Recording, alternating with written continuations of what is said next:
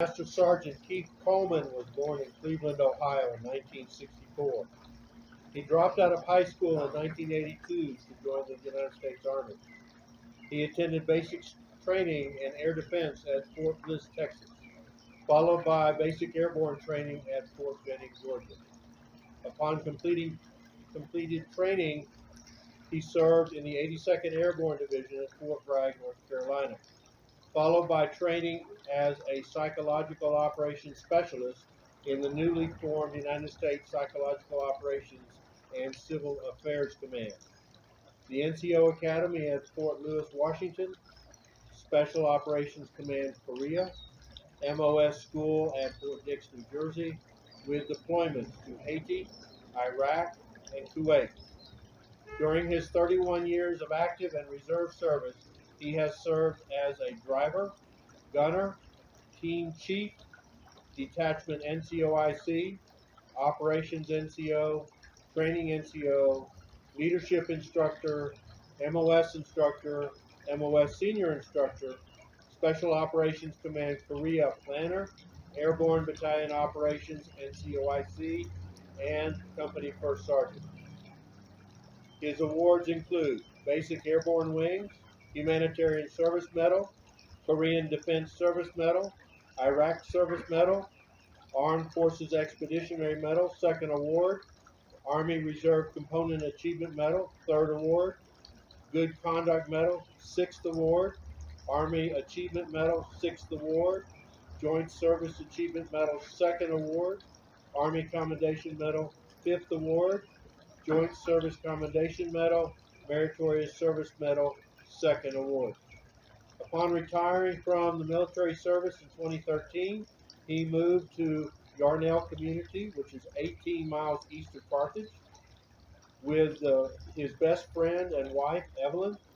After a short time working for the Department of State in Kabul, Afghanistan, he graduated cum laude from Panola College with an associate's degree in applied science. He runs a one-man fabrication and blacksmith shop here in Panola County. He is Second Amendment advocate and a life member of the VFW, NRA, and DAV. Let us welcome Master Sergeant Keith Coleman.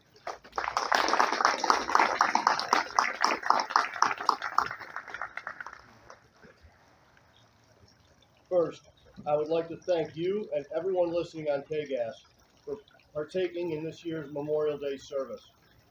I would like to give you some insight into this day's history. In 1865, soon after the war between the states, both sides needed to begin the healing process. We needed to breathe. There are many locations that claim to be the first to place flowers at the graves of the fallen. But the truth is, it was a common need and created a simple response, a way to say, you are not forgotten. We still love you. It was called Decoration Day for over 100 years, and it was a state holiday with no federal declaration. That changed in 1971, when the name was changed to Memorial Day. The last Monday in May was designated as a federal holiday. It's not a day to thank those of us here before you for our service. It's to remember the service and sacrifice of those who have given that last full measure.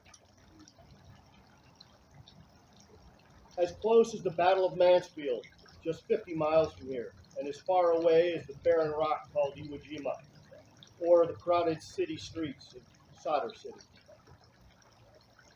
While we think of those laid to rest, with names known and families given closure, I ask that you remember those that will never be found, in places like mass graves where too many died to identify properly, prison camps like Andersonville in Georgia, and Point Lookout in Maryland, Nazi stalags in Europe, and the death camps of Asia, events like the Death March of Natan, the destruction of Task Force Smith, the Hanoi Hilton, and lost patrols and planes in jungles and high seas around the world. These soldiers, sailors, airmen, and Marines will never come home. But this day allows us, the ones left behind, to say, I remember you. You are not forgotten. You are here in my heart. I ask that you save a prayer for those who fought in years past, came home, and still fight to survive. Agent Orange, post-traumatic stress, and a collection of exotic ailments that are still being found. They still take our warriors after they have removed their uniforms and returned home. We lose warriors every day to pain that is deeper than skin and bone, grief that is manifest in anger, depression, hyper-awareness, and sadly, thoughts of self-harm. For some, the grief and horror of what they've seen is too much. If you are one of those, I implore you to seek help. Speak to me or any of those around that you might think can understand what you have to say. The help is there. I ask you to let us bring the help to you. The grieving will never be done. We all know the loss of people that we love, and that hurt does not go away. That's one reason this day is so important. But the pain lessens, and the memories of heroic deeds and simple idiocy of young people in scary places start to replace those nightmares. Hard lessons are not easily forgotten. We have a generation of young people that are learning to drive on FM 31 and not look for an IED, to not reach into the back of their pickup for an M4 that was turned in years ago. This day helps with that. It provides us a time and a place to say goodbye, and I will never forget your sacrifice, and I will hold your memory with me forever. But this is a time to move forward with life. Sacrifice. The dictionary says it's the act of giving up something highly valued for the sake of something else considered to have a greater value or claim.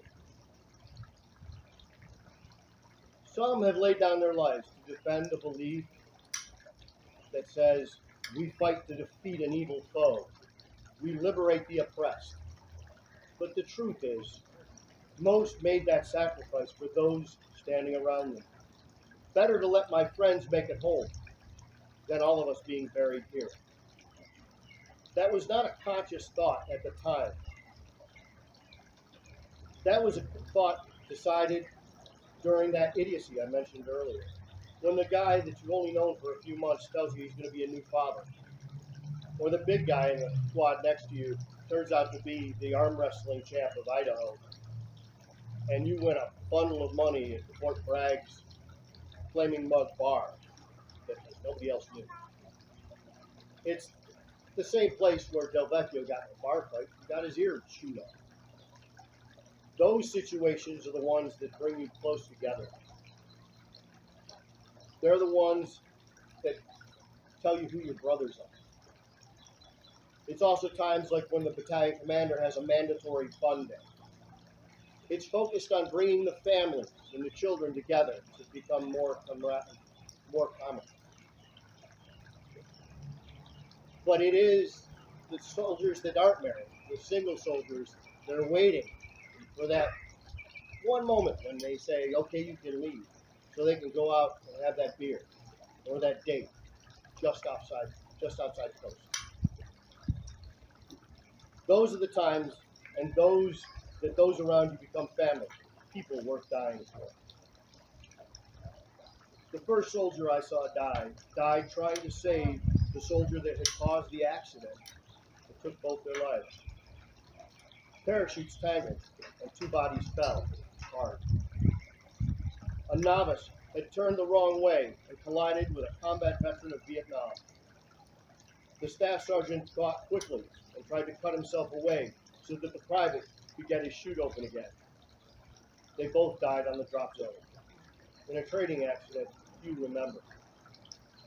I remember. It was one of the memories that pushed me, to push my soldiers, to make them think fast, make decisions, and stick with them.